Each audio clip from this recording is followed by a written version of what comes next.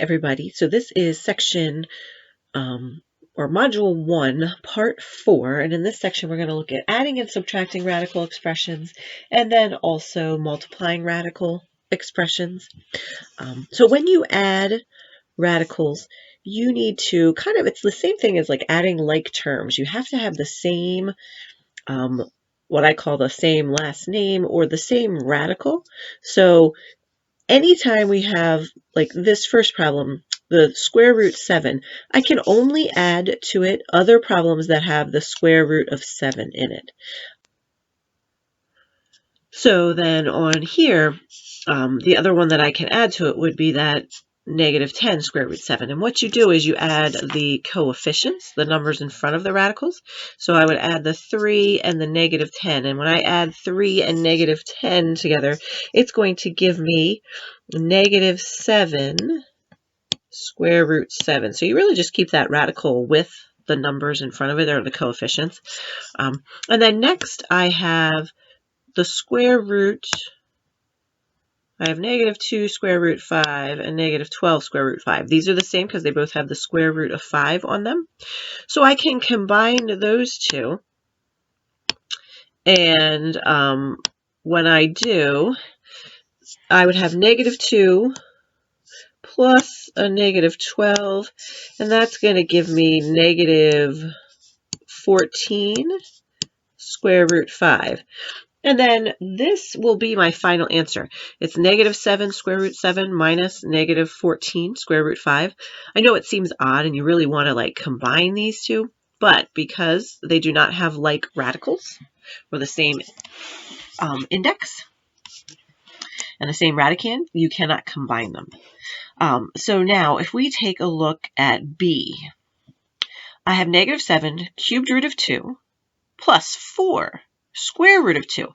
And right away, you would probably look at that and say, oh, I think I can add these two together because they're got the radical with the 2.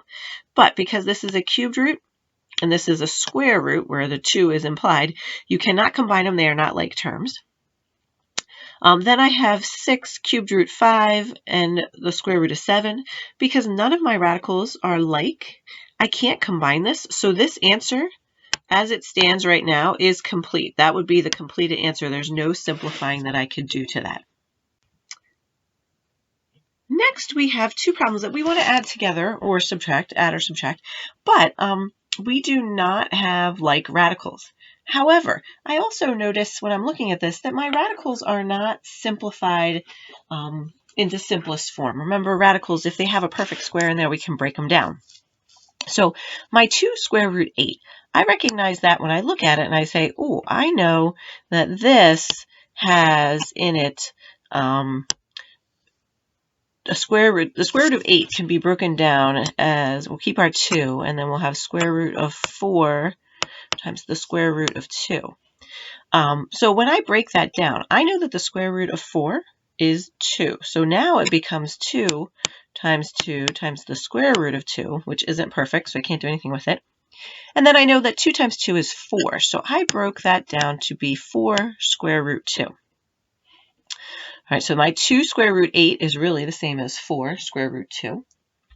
Now, 32, if you recall, we can break that down, and I can do, so I have 3 times the square root of, and I can do 16 times 2. So 3, I'll keep my plus sign there, but 3 times the square root of 16 times the square root of 2. The square root of 16 we know is going to be 4, and we'll leave that square root 2. 3 times 4 will give me 12 square root 2, and I just put that plus sign that was between the two right back in there. Now, since I've simplified them, I have like radicals, so I can add them, and 4 plus 12 will give me 16 square root 2, and that will be my final answer there. We can do the same thing here for B. Sometimes when we simplify, we don't always get the same radicals, but sometimes we do. I know that the square root of 125 can be broken down into the square root of 25 times the square root of 5. And the square root of 25 is 5, so I have 5 square root 5 there. I'm going to move -3 square root 20 up here. And 20, remember, we have -3 times the square root of 4 times the square root of 5. So the square root of 4 we know is 2. And we'll keep that square root 5 because it's not a perfect square. We can't do anything with it. -3 times 2 will give me -6 square root 5. And then my last one, I'm going to work on it over here. We have -4 square root 45, which we know -4, and then 45 could be the square root of 9 times the square root of 5. So that would give me the square root of 9 is 3. So I have -4 times 3 times the square root of 5. And that would give me a negative, draw a little line here, 12 square root 5. And the main thing to remember is when you have that coefficient in the front, that -3, don't forget it when you're simplifying. Make sure you take whatever radical you can turn into a perfect square and multiply those two numbers together. And now they're all the square root of 5, so I can go ahead and just add my coefficients. So if I have 6, or 5 minus 6, that would give me a -1. -1 minus 12 will give me a -13 square root 5. And that will be my final answer there. Okay, so we're going to try a couple more here and see what we can do to simplify. Let's see, we have 4 square root 54, which I know to get 54, we can do 6 times 9, and 9 is a perfect square. So that will give me 4 times the square root of 9 times the square root of 6. 4 times 9 we know is 4. Square root of 9 is 3. So we'd have 4 times 3 times the square root of 6. And that is going to give me, I'm going to write it down here so I have a little more space, 12 square root 6. -7 square root 6. I really can't do anything with that. It is in simplest form. Because 6, I can break it down to 2 times 3, but that's not going to help me. Now, 8, or 8 square root 96. The square root of 96. Now, this did take me a little bit of time messing around with my calculator and those perfect squares, but I can break that down to 8 times the square root of 16 times the square root of 6. And we know the square root of 16 is 4. And again, what I did to find that, I didn't know it off the top of my head automatically, but I took my calculator and I said, well, let me try. I know 25 wouldn't work. And 36, I knew it wouldn't work. 49, potentially. I tried it, didn't work. So then I went to 16, and 16 did work. I tend to start with the higher perfect squares instead of the lower ones so that I can find the highest one that goes in and simplify it all the way the first time. Here we have 8 times 4, so that is going to give us 32 square root 6. And now we're just going to combine, they're all square root 6, so we're going to combine our our coefficients. So 12 minus 7 would give me 5. 5 plus 32 would give me 37 square root 6 for our final answer.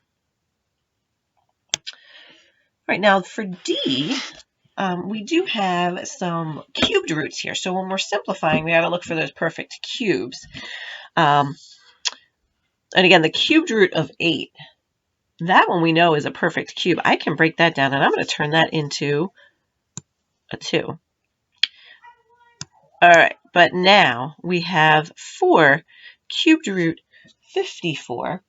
And for that one, I know that 54, if you divide 54 by 2, you get 27. So now I have this. I have 4 times the cubed root of 27 times the cubed root of 2. And the cubed root of 27 we know is 3. So So now I have 4 times 3 times the cubed root of 2. And again, I just broke it down to 27 times 2 because I knew 27 was one of my perfect cubes. And that's going to give me 12 cubed root 2 plus, let me draw another line there, 6 cubed root 2 is already broken down, so we can just leave that.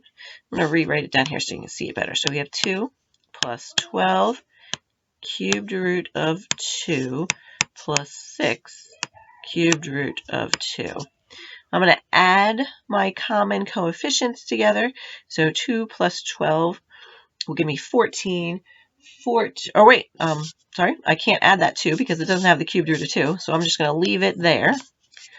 Plus, now I can add 12 and 6, and that will give me 18 cubed root of 2. All right, so now we are going to look at E. And here we can do some simplifying. We have variables under our radicals, but that doesn't mean that we can't simplify. So for the first part, the 5x square root x, that is simplified as much as possible. But I can do some simplifying here with the 6 times the square root of 4x cubed.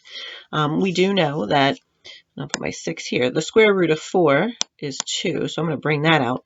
And then the square root of x cubed, remember, we can simplify that into, we can pull out one group of 2 from there, so we can make that x times the square root of x, because remember 2 goes into 3 one whole time and there's 1 remainder. So now what I have is this. I have 6 times 2 times x times the square root of x. So that's going to give me 12x square root x. And then when we put the whole problem together, we have 5x square root x plus 12x square root x. And here again, we're combining like terms. My radicals are the same. We have the square root of x for both.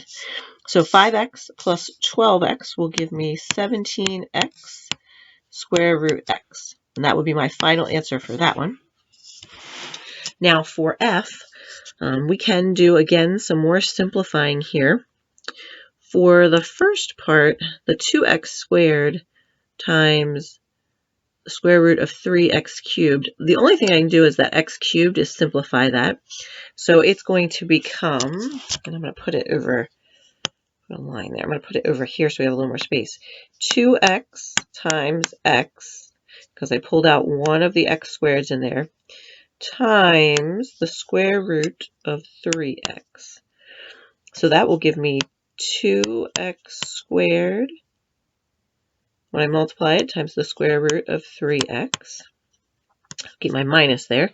Now the next one, we have negative 5x squared already, and then 27x. 27 we know we can break down to 9, and then I'm going to just make the other one 3x because I know I can't do anything with that.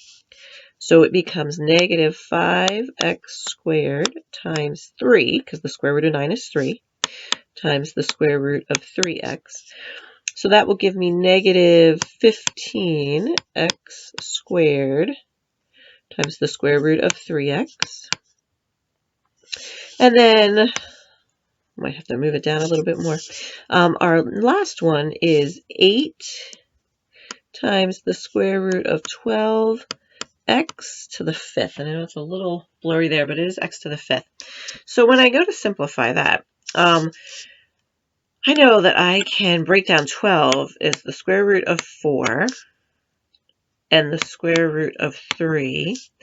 And let me simplify that first. So that's 8 times 2 times the square root of 3. So that's going to give me 16 square root 3. And then we still have that x to the 5th, which remember, if we divide 2 into 5, 2 goes into 5 2 whole times. So it's going to become 16x squared, and there would be one remainder, so it would be times the square root of 3x. So now if I put the problem all together, I have 2x squared square root 3x minus 15x squared square root 3x plus 16x squared square root 3x. So now they all have the square root of 3x, so we need to combine our like terms, and they're all x squared terms on the outside, so I can add them together. So we have 2 minus 15, so that would give me negative 13x squared. And then negative 13 plus a positive 16 would give me 3x squared times the square root of 3x. All right, now we're going to look at multiplying radical expressions. And to multiply radical expressions, as long as your radicals have the same index, so both square roots or cubed roots, you can multiply the radicands underneath and then simplify, and if you have to, simplify.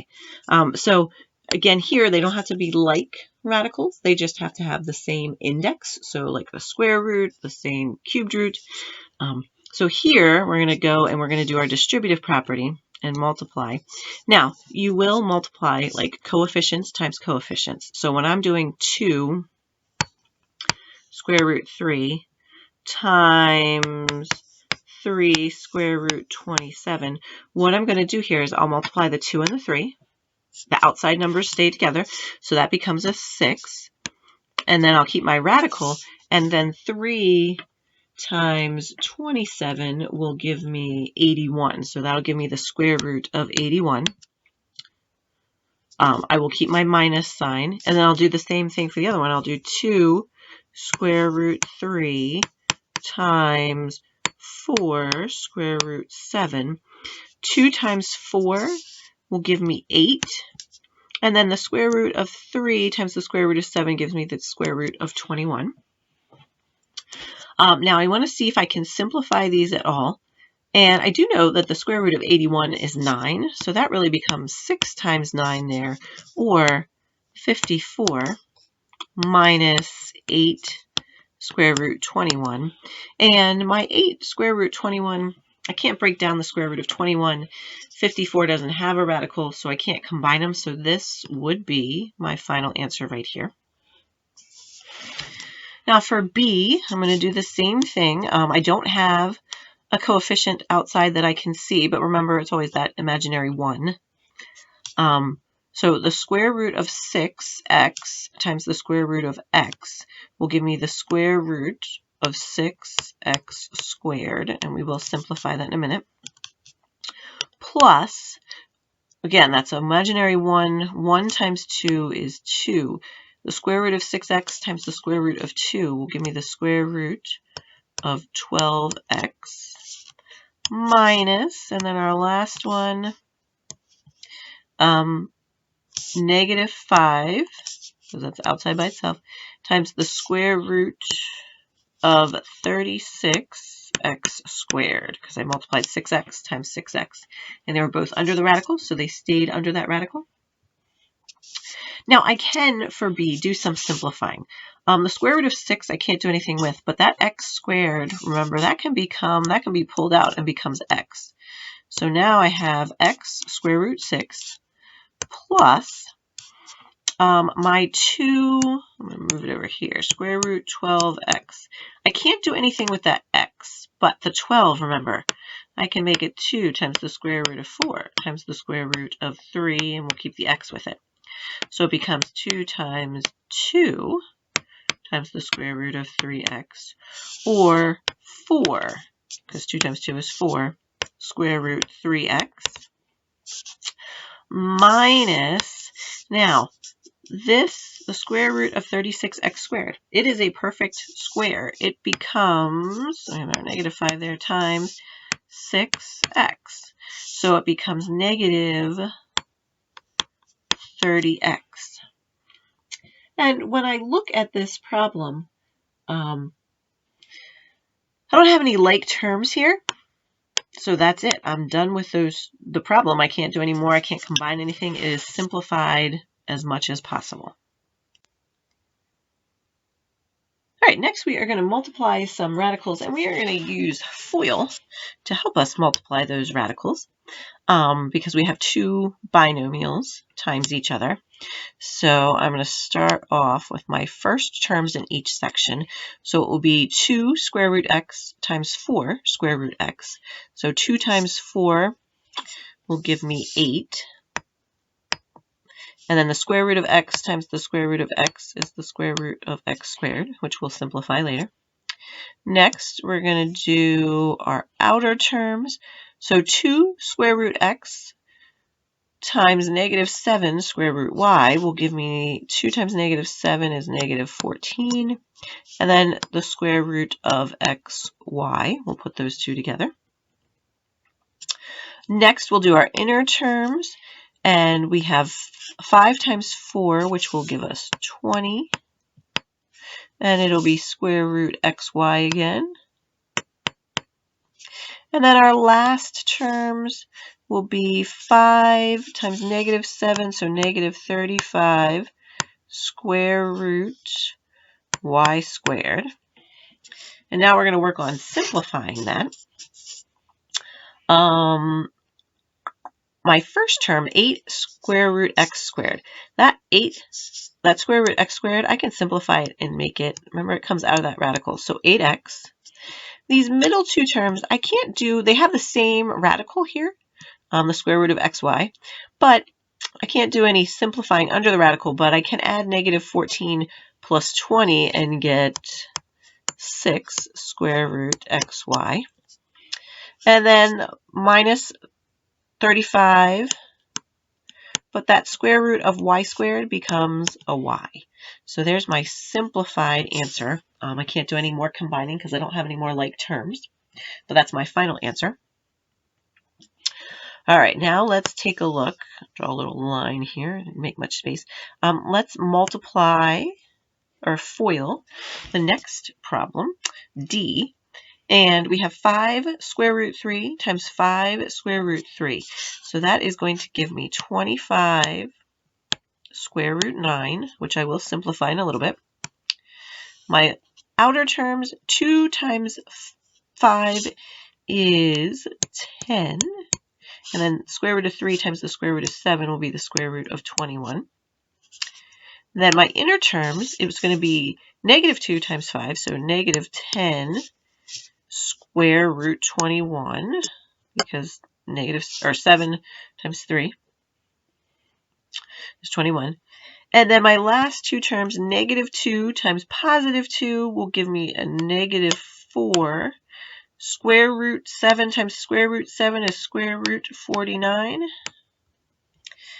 So now when I go to simplify, 25 times the square root of 9 is going to be 25 times 3, and that's going to give me 75.